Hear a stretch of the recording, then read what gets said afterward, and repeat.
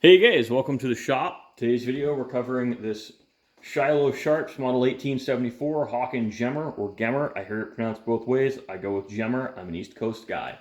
It's a pretty sweet rifle. I didn't know these were made until I got a hold of this one, and I've actually sold it on Gunbroker. It's a Sunday at time of recording, so UPS isn't doing any pickups, so I thought I'd do a cool video on it because I don't expect one of these to come back into my shop in the near future. There were not a lot of these made, and they were only made in Farmingdale, New York.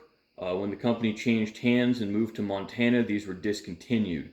From what I understand, it was one of the original owners, was extremely instrumental in getting these made, and fitting this style of crescent butt plate and these wedged forearms is a lot harder than the standard Hawken, or not Hawken, standard Sharps style.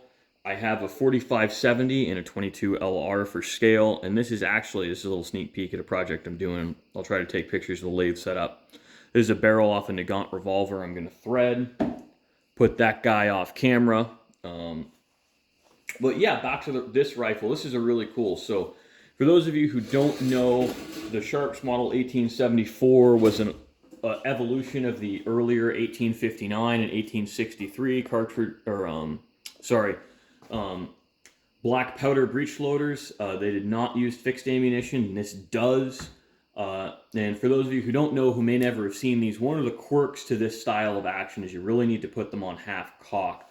Now, this firearm here is already on half cock. This is a low half cock model.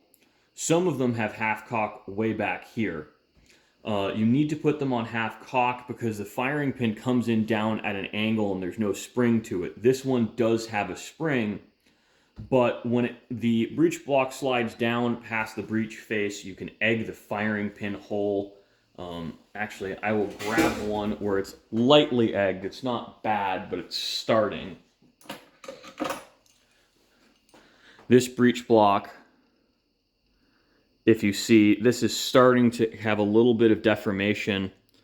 This particular one, this is off my Axtel Sharp that snapped. This is the repaired stock. I'm not really super motivated to rechecker it, so I just washed out the checkering with sanding. But again, back to this Shiloh. So this is a friggin' cool gun. In a lot of it is because it has this, again, the Hawken style butt. I'd never seen this, and it's got this huge beefy octagon barrel, and it's barely been shot. I haven't put many rounds through it because, frankly, I find the butt punishing. And the original owner I got it from said he doesn't think he ever put more than 50 rounds through it. Now, I don't make this representation selling it because, again, I don't know for sure how many rounds the original owner put through it, so I'm just going to say it's in excellent condition, which it is. That's all I can really prove. And they're just cool. So I'll just quickly show you the function on this guy. We'll pick her up. I do this right-handed, and I think this will make it easier to see on video. Put it against my weight. We're at half cock now. Drop the breech. Shell slides out. Now to load these, I find it easier to point the muzzle down, drop the shell in, close the breech. You can do this all in one hand if you're not a clumsy oaf and you don't have a camera tripod in the way. But you see here we've got wedges that have been tapped through. Now we also have this beautiful color case hardened receiver. Now this is kind of an aside, but the big difference between the 1874 and 1877 is the receiver's really been trimmed on the 1877s.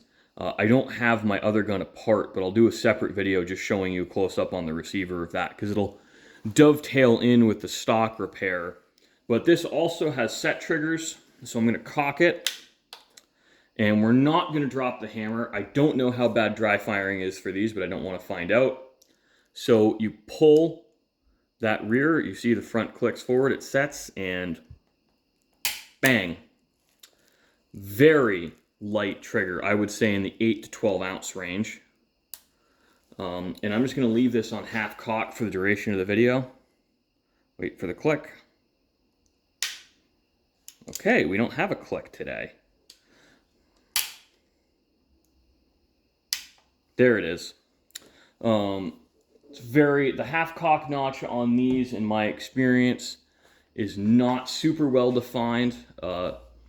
Mechanically, again, I can find no issue with it, which is why I'm comfortable selling it. But also, again, all used firearms really should get sold as is and should be checked out by a qualified gunsmith on your end. Because while I am a gunsmith, I am not an expert and do not know all of the quirks of these. I check them with a headspace gauge and what have you. But, enough for the disclaimer. These are just friggin' cool. I think the sharps are really interesting. I'd like to get myself a fully functional 4570 sharps at some point. Honestly, I've been looking close at the Cimarron and Peter Solly guns. I mean, for those of you who are way more interested in sharps than I am, you probably can have some input there. Because I'm looking for shooter. This is really a collector's gun, especially this one, because there's so few of them out there. I feel really bad shooting this thing to death. From a modern perspective, I don't think these will handle the same kind of round count that a more modern design will without parts breakage, because we just have different standards today, and honestly, they're not terribly ergonomic. Like, this guy is miserable to shoot offhand because it's so friggin' long and heavy. And where's a good tape measure? Because I'll measure it. I want to say it's about 50 inches long. And, I'll just put that in the description. We'll keep this shorter and sweeter. But beautiful guns. I think they're absolutely amazing pieces of history, and it's worth buying one of these if you can afford it. Even the low end, I think the Cimarron guns start at $1,400 or $1,500 when you really look at street price. So they're expensive guns. They're not as expensive as this one. It doesn't really matter what I sold it for, because, that's between me and the buyer. If he watches this video and comments, that's up to him. But these aren't cheap. To get this gun made today, I would think you'd be in the $8,000 to $12,000 range, depending on quality. Because C-Sharps will sell these actions, and the actions alone are $1,800. And then we get into barreling and everything else, and none of these things are cheap, especially when you get into color case hardening. It's expensive. And it's just a lot of work to fit these. I think they're cool. And it's one of the reasons the Peter Solly and Uberti guns are expensive. And they're also, I believe, a huge piece of Americana history. Now, I do have a huge thing for the Old West. I have a soft spot for lever actions, and I have a soft spot for falling blocks and what have you.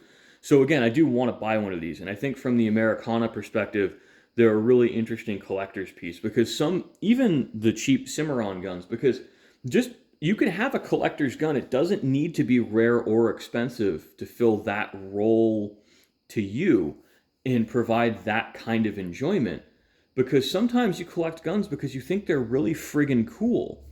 And I think that the reproduction sharps are really friggin' cool, and they give me a somewhat affordable way to get into what would otherwise be a 6 to 7 figure firearm.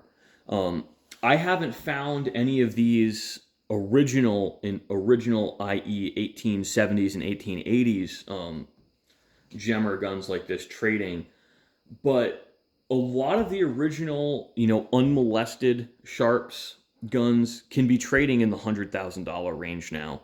And some of the well-worn examples are still trading into the $10,000 to $20,000 range.